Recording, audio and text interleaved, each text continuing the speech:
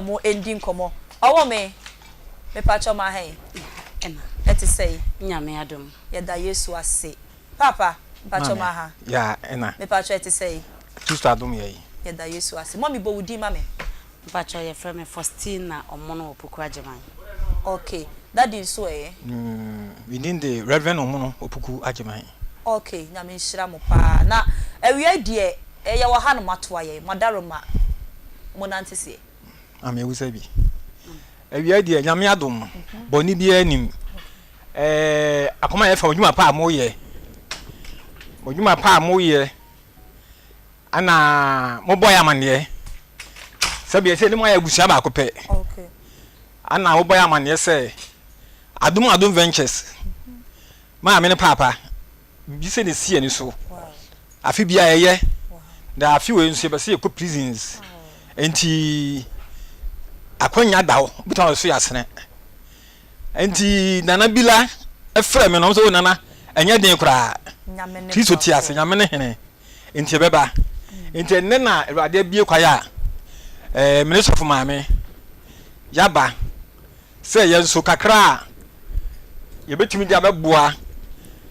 eye prison dwumadie no na ye nso yaba enti ye ba ya ifi Adom Ventures okay I wodum Pempescan Street okay near Jaba ana ye se awie nso ye ba na ye beso masene okay na prisons no ye nyina nso yakogo bi twresam se me koda afiase no ma ma hwe me na awade ade so na kan da be na koda afiase na se hunye bi da afiase no ankohwe no a ukohwe no agese wakohwe awade okay enti awie ye ba se ye nyua no be da prisons no wo mo nso ye badwene wo mo ho se bi bu ho na sam kura ya bu ho kura entwato so keke enti o masam wo ye enti ya bo mpa ye na me me yire so ma me fosti yaba se be so masene enti ye ba ya ye na tese no no okay daddy wadaroma we de eniema yi dodo ya se eniema ben sa na mo de abai elima na me nyina wo fom ni nyina wo ka ni yo mutimi de ba ya sure ni de kakra ni nyina wo fom ni nyina wo kam ni nti want me fa ni nyina amba enti tetro no ye 10 cartons okay ana bedsheet no so eno so ye 50 wow 50 50 ana kan say ka betimi akasa kasa o ma fa ni bia ma oh yeah mama kasa e de be na e masa keka me pacho washing powder de o bucket mo no eyeti okay na toilet roll no enso park na yeti okay na bedsheet king size bedsheet no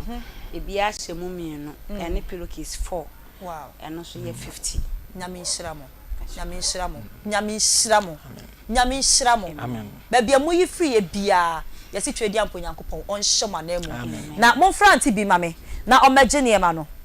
omeje one na nabila on se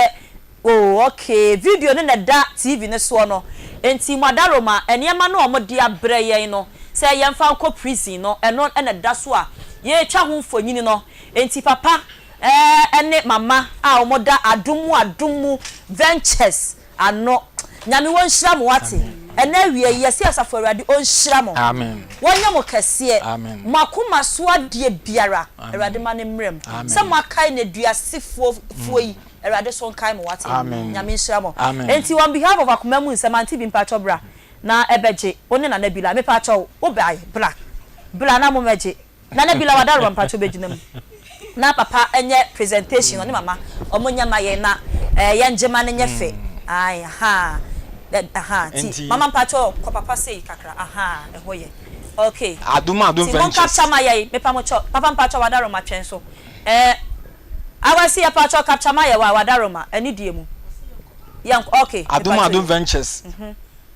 ye ne adwuma yefo nyina okay ana se adwumadie ye de beboa prisons adwumadie a demonim no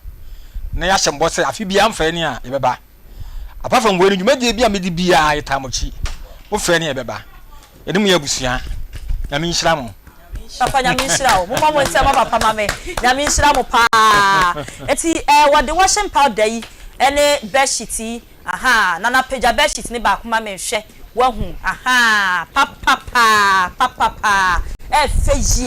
efeyie ti wode no ene ma ne dɔɔso na na ɔmutwa na wo screen ne so no ti papa ene mama papa mpa cho betimi atena se yesi nyame nhira mo de betimi aka nte nyame nhira mo moya ama na ye fe moye ama no abro so nyame nhira mo pa na mutiri mo pɔ minim se mo bɔ mpa ye gusu asa na mo de ba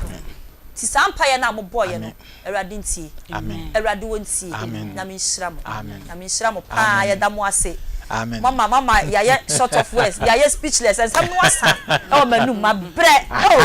anti bi unya nkojel wate nyame be ye nyame o ma sha se unya nkojel nyame be ye enti papa ya da mo ase and mama kakakra twato yi wadaroma kaka ye ka ne se onyame onhyira mo nso na mudwumadi amudi nso endrechiri wo Yesu din mu amen papa wie ni nyina ma ye enti no nyame nhira mo amen adwuma pa mafa atom ho so se mo nso mo ye no yen so ye tamochi aye nyame adwuma kese ana mo ye umbeti ese akwala bi mabua umbeti ese se mabua umbeti se mabua nyame ma kese na mo ye no enti de kan se awurade o nhira mo na mo nso o mo nkwane ahoden na de meye bia nso nye yie ele bia nso moto insafe ni a Adom Ventures de beba abesom asene obibia mu ye hyemobo ele awurade edi hyemobo amen nyame ma ye nkwane ahoden enu ne hia amen madaroma mo nchia obi amen me chia no sofo panyini Reverend Sylvester Puku Abwaje Emmanuel Assemblies of God Church o wa ye dade so aba one na yire mama Emiria Dr. Puku Abwaje e chia no ana me chia me sofo panyini pa retire Reverend Dr. Nuakon one na busua ne Reverend this Nuakon one na busua ana Adom Ventures adwuma efo nyina Franka Kobi Awin e chia obia adwuma efo nyina chia obia de aka no obutapin ba ya mai encha na to aso but sorry ne ya sorry but sorry you Emmanuel Assemblies of God Church Emmanuel Assemblies of God Church e we hefa why that yes for aba oh okay papa nyame nhira mo ewie de mama ye we nyame nhira mo mo adwuma no se wa ka se adum Adom Ventures adum Pembersken Street Ejaba enchen wa ye ne Ejaba na the same Beverly building papa fa number ni tuja 0246 12 64 84 0246 12 64 and 0243 33 59 me pacho de be niema na moton ama me pacho ya tom bedsheets blankets comforter curtains edem niema bia pese mesiesie ho ma won a mo amobekwa akosiesie yenya ebeba ofie ebefa measurement akoye adwuma no ba besiesie ne kama ede amam say ya sorry dem me ba sha ne betena se hey mama say ya sorry o say ya ho say ya ofie ba bibia ebeba abesiesie ho kama de amam adwuma ye pa da mo ase ti bedsheet ne ho niema ne ade no eno na moye ne kase pa ade bia beboa ama edem aye fe interior deco o from a one in town enya dem nko a wo yemfa ne se bia wasi hotel bi wasi awie asori bi ana studio na opese wasi ho ana chese ensiesie bia asor dem offices hotels and now why will fee ombeba bisiesi waka na measurement tape omba beto ho recordings ombeye any adwuma excellent job what's your curtains now so curtains if Adom Ventures what mu say your curtains and your curtains mu Adom your curtains and your curtains papa what the mama jam in some ejaba ji wa nchen wa Adom Ventures boy decoration fee Papa